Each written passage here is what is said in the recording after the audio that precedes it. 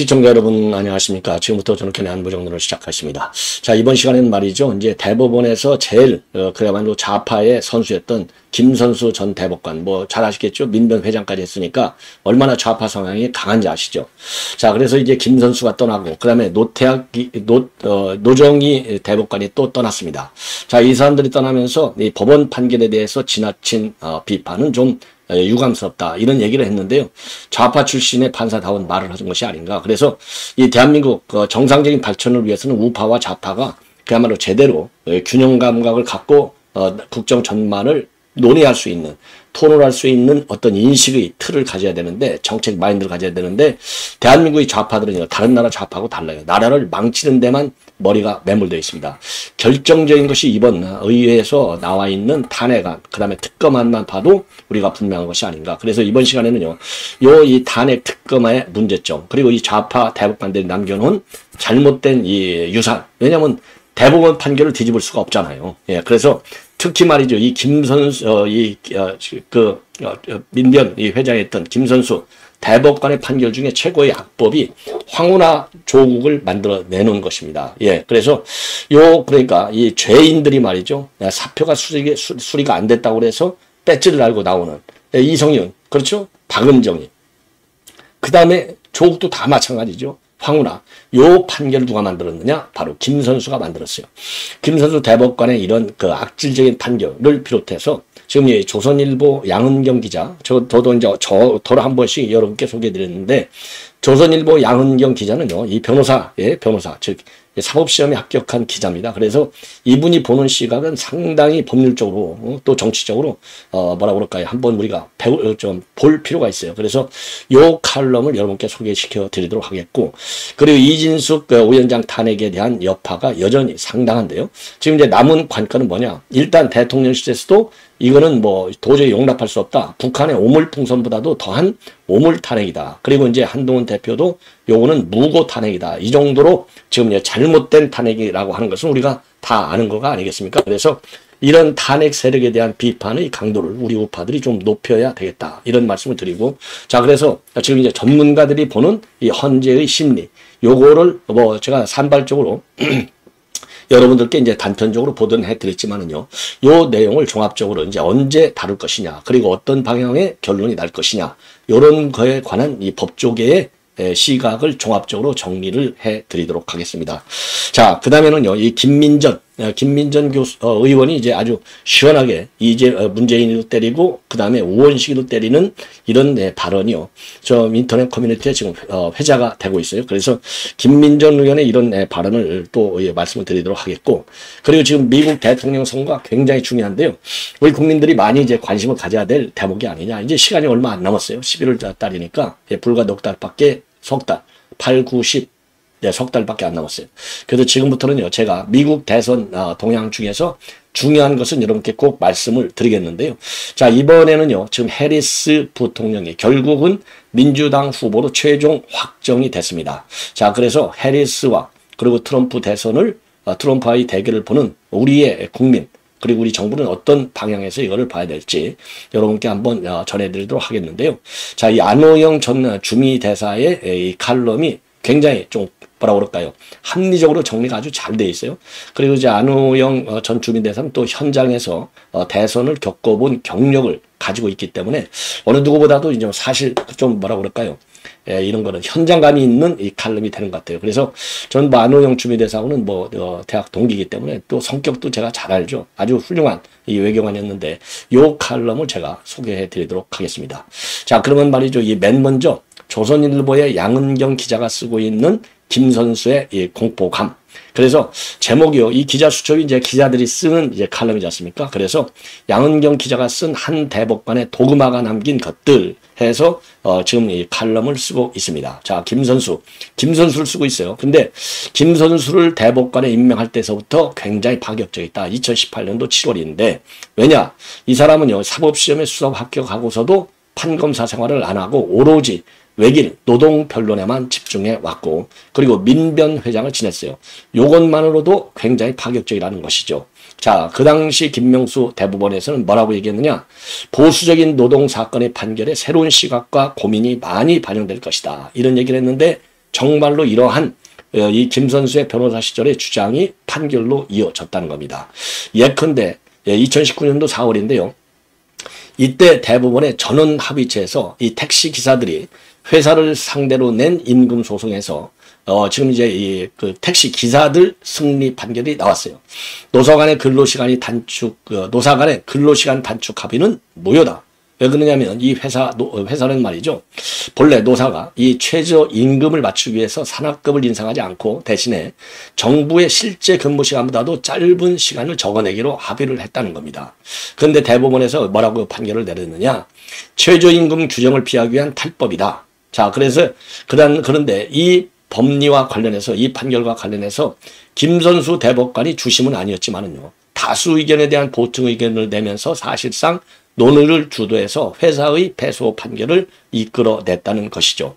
그 이후에 택시기사들의 소송이 잇달려 가지고 이 회사가 망하는 회사도 생겨나고 극단적 선택을 하는 회사 이 사업주가 극단적 선택을 하는 사태까지 벌어져 가지고 김선수에 대한 공포감까지 갖게 되는 그런 회사 고용주도 있었다는 겁니다. 자, 이게 얼마나 이게 큰 사회적 사건이 되겠습니까? 이게 이제 큰 사건이고요. 또 하나는 이 김선수가 내린 판결 중에는 말이죠. 지금 이제 이 황운하와 같이 또 이성윤 같이 또 박은정 같이 수사나 재판을 받는 공직자들이 선거 출마해 가지고 도피처로 삼을 수 있는 발판을 마련했어요. 대표적인 게 이제 황운하. 당시 치안감이었는데 사표를 내고 총선에 출마했는데 사퇴 기간 안에 사표를 냈으면 수리되지 않아도 출마할 수 있다. 이런 판결을 낸 인간이 바로 김선수예요. 그러다 보니까 줄줄이 이런 인간들이 나와가지고 지금 이성윤이고 그다음에 조국혁신당의 대변인을 맡고 있는 이규원이 이런 인간들이 쭉 지금 나와 있어요. 아니 뭐 박은정이도 마찬가지죠. 자, 그래서 지난 김선수가 말이죠. 이번에 6년의 임기를 마치고 떠나면서 뭐라고 했느냐. 사회적 약자와 소수자가 겪는 차별과 소외를 잘 전달해서 올바른 판결하는데 도움을 주는 게 중요한 역할 중 하나라고 생각했다. 그런데 이제 이 양은경 기자가 문제시하는 이런 주장은요. 바로 이게 말이나 되냐 이거예요. 묻고 싶다. 뭐냐. 노사 합의를 뒤집고 그만둔 회사를 상대로 해서 소송을 내는 기사들 그리고 재판과 수사를 선거 출마로 막아보겠다는 공직자들이 과연 약자이냐. 이 한 대법관 즉 김선수의 도그마 독단적 신념이 자칫 이런 이 회사의 사주들 극단적 선택 같은 비극적 결말을 낳기도 하고 그리고 출마를 도피처로 삼는 부정의를 낳기도 한다. 이런 지금 비판을 하고 있어요. 옳은 얘기가 되겠죠. 자, 그래서 요거 대법원의 이번 김선수 이 판결문은요. 일단 요거를 백지화시키려면은 우선 관련 법 개정이 매우 중요하다. 그래서 요 지금 이제 이 사퇴를 하지 않는 한 그러니까 이제 이 징계법에 말이죠. 징계를 받고 있는 공무원법에 징계를 받고 있는 사람은 사직 처리를 못하도록 공무원법이 돼 있어요. 여기에 대해서는 이제 이러한 잘못된 현실을 반영해서 법을 좀 빠르게 개정을 하는 작업을 해야 되겠다. 이런 말씀을 드리고 싶습니다. 자, 이번에는 말이죠. 이번에는 이제 제가 여러분께 말씀드리고 싶은 게 이제는 이제 이 이진숙 위원장에 대한 탄핵 과연 이제 헌재로 넘어가 버렸는데 이제 헌재에서 언제 어떻게 이거를 심의를 할 것이냐. 그래서 언제 심의를 할 것이냐. 요거는 이제 우리가 예측하기가 어려운데 지금 이제 보도에 따르면 말이죠. 지금 헌재 재판관 4명이 금년 하반기에 차례로 퇴임을 하게 되어 있다는 겁니다. 그래서 이 헌재 재판관의 4명의 이 퇴임이 탄핵 심리에도 영향을 조금은 줄 수 있다. 자, 그러나 대원칙은요. 헌재 접수된 날로부터 180일, 즉 6개월 이내에 하게 되어 있어요. 자, 그런데도 불구하고 지금 이제 장관, 그러니까 이상민 장관이 처음 이제 탄핵이 됐는데 이게 167일이 걸렸어요. 그런데 요거보다는 훨씬 더 빠르게 진행이 될 것이다. 요게 이제 이 법조계의 전반적인 시각이 되고요. 그 다음에 인용이 될 것이냐, 기각이 될 것이냐, 아니면 아예 성립이 안 되기 때문에 각하가 될 것이냐. 이제 3가지 중에 하나인데 인용될 가능성은 전무하다고 하는 것이 법조계의 거의 100% 의견이에요. 자, 그래서 지금 그래서 왜 그러느냐. 민주당이 탄핵 사유로 제시한 이유 전혀 성립할 수 없다는 것이죠. 예. 자, 그래서 요거는 기각 또는 각하가 될 것이다. 그러면 이번 탄핵의 사유가 뭐예요? 두 명이서. 그러니까 이제 김태규 부위원장하고 그다음에 이진숙 부위원장 둘이서 요거를 의결했기 때문에 요거는 절차적으로 그러니까 이제 잘못된 것이다. 요거를 주장하고 있지만은 요게 말이 안 된다는 겁니다. 왜? 이미 말이죠. 이미 이제 어떻게 돼 있냐? 방통위법 제13조에 뭐라고 돼 있냐면은요. 위원회 회의는 2인 이상의 위원용으로 소집하고 그리고 재적의원 과반수로 의결한다. 이렇게 돼 있거든요. 그러니까 2인이 소집을 하고 2인이 딱 해버리니까 과반수도 넘는 거죠. 예. 자, 그래서 이게 이제 이 방통위법 13조에 따라서 이거는 합법적 지금 이제 절차가 되는 거예요. 그리고 설령 2인 체제라 하더라도 이게 좀 보기에는 좀 안 좋은 그런 협의체가 되긴 되지만 그렇다고 해서 불법은 아니다는 겁니다. 왜? 이미 법원 판결이 나와 있어요. 법원에서 뭐라고 판결이 되어 있냐면 2인 체제가 위법은 아니라 이렇게 명시적인 판결을 내린 바 있다는 겁니다. 자, 그래서 지금 민주당이 주장하는 2인 체제이기 때문에 이거는 불법적이다. 따라서 중대한 불법이기 때문에 이게 탄핵 사유가 된다는데 말이 안 되는 거예요. 법원의 판례로 봐도 말이 안 되고 방통위법 13조를 봐도 말이 안 된다는 겁니다. 더군다나 이번에 말이죠. 민주당이 방통위법을 바꿨잖아요. 그래서 의결 종족수를 4명으로 늘려놨어요. 그럼 이 얘기는 결국 뭡니까? 2인 체제가 만약 불법이요? 그러면 이거 손댈 수가 없는 건데 2인 체제가 위법이 아니라는 방증이라는 것이 되겠습니다. 그래서 요렇게 해서 이번 지금 민주당의 탄핵 결의안은 탄핵 요건 자체가 전혀 성립이 될 수 없다는 것이죠. 그렇다고 본다면 이거는 정치적으로 탄핵을 시켜서 그야말로 민주당이 장악하고 있는 MBC 요거의 노영방송 요 틀을 그대로 지키겠다는 정략적 목표밖에는 안 된다는 겁니다. 자, 그래서 지금 이제 이 법조계에서도 이거는 탄핵의 그러니까 내면적인 절차 2인이라고 하는 거 그리고 탄핵 사유라고 하는 거 요게 전혀 맞지도 않다는 겁니다.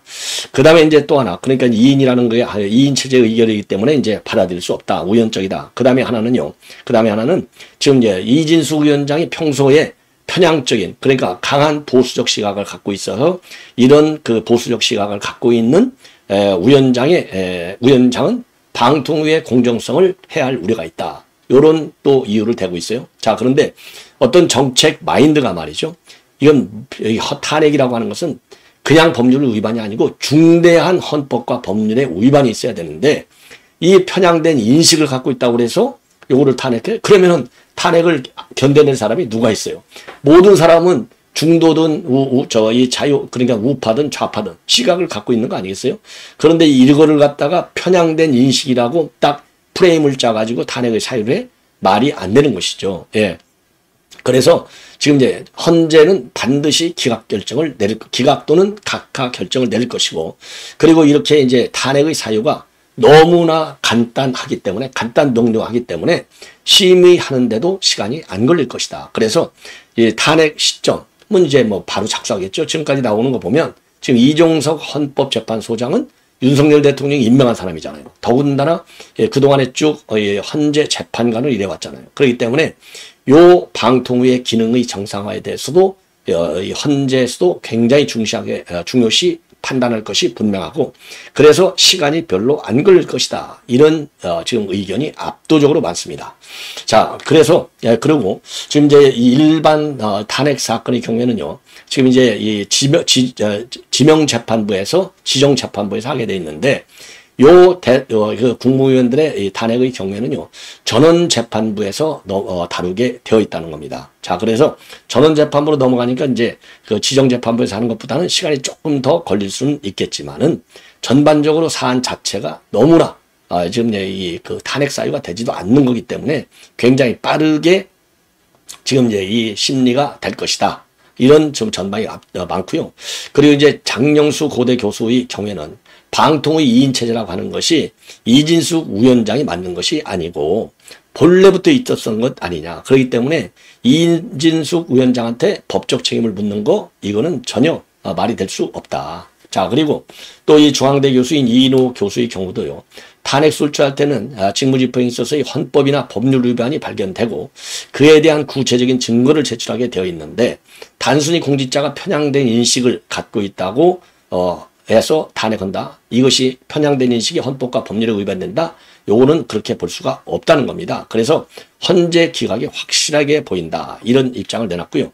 그리고 지금 헌재 연구관을 지낸 바 있는 노희범 변호사의 경우에는 개인이 갖는 주관적인 인식을 법 위반이라고 볼 수 없다. 직무집행에 있어서 헌법과 법률을 위반한 게 아니라면 탄핵 사유로서는 작동할 수 없다. 이런 입장을 보이고 있습니다. 자, 그래서 전체적으로 보면은요, 이거는 절대로 받아들일 수 없다. 이런 지금 의견이 압도적으로 지금 높습니다. 자, 그리고요, 지금 여러분께 이제 또 이제 말씀을 드리고 싶은 게, 자, 이 김민전 의원의 지금 아주 좋은 멘트가 되겠는데요. 요거를 제가 지금 말씀을 드리도록 하겠습니다. 자, 그러면요, 김민전 의원의 주장문, 요거를 먼저요. 윤석열 정부는 우리가 어떤 경우에도 지켜내야 되겠다. 이런 입장이 되겠습니다. 자, 한번 보시죠.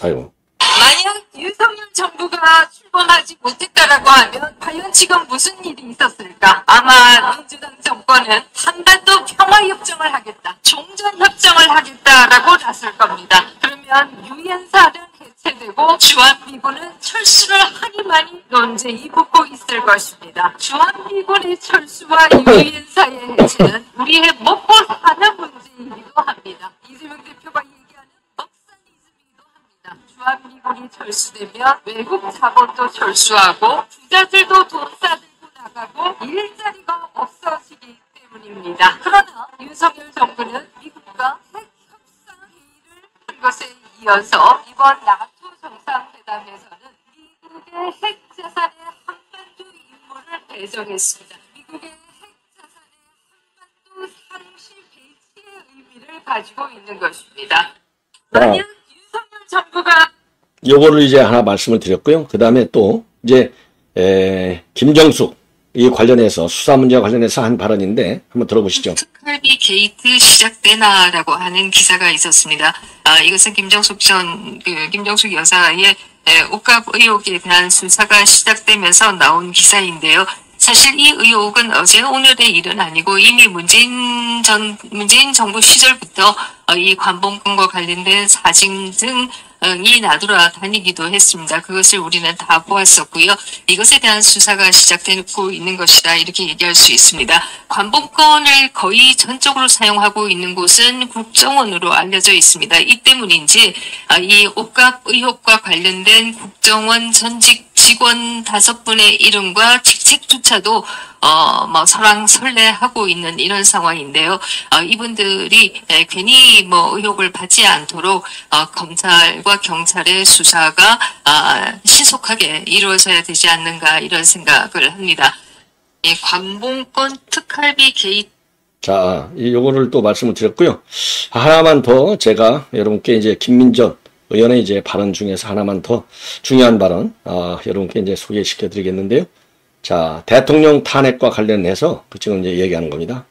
거부권으로 겨우 막아내고 있습니다만 이제는 윤석열 정부를 탄핵하겠다고 나섭니다. 북한을 찬양 공모한 국법위원자가 윤석열 대통령 탄핵 청원을 하고 이에 대해 국회의장이 탄핵 청원 쉽도록 서버를 정설하겠다고 합니다. 어느 나라 국회의장인지 묻지 않을 수 없습니다. 국회의장도 대한민국의 자유민주적 질서에 반대한다는 얘기입니까? 국회가 더 이상 국법법 위반자들의 놀이터가 되어서는 안 됩니다. 국회가 더 이상 도둑놈들의 소굴이 되어서는 안 됩니다. 도둑놈들은 재산을 축적하고 범죄자들이 몽둥이를 들고 큰 소리 치는 세상 막아야 합니다. 윤석열 정부가 거부권으로. 자, 그래서 아주 속 시원하게 한마디씩 하고 있습니다. 자, 시청자 여러분, 이것으로 본 방송을 마치겠고요. 미국 대선을 비롯한 또 중요 이슈에 관해서는요, 제가 이어지는 방송에서 여러분께 설명을 드리도록 하겠습니다. 시청자 여러분, 대단히 고맙습니다.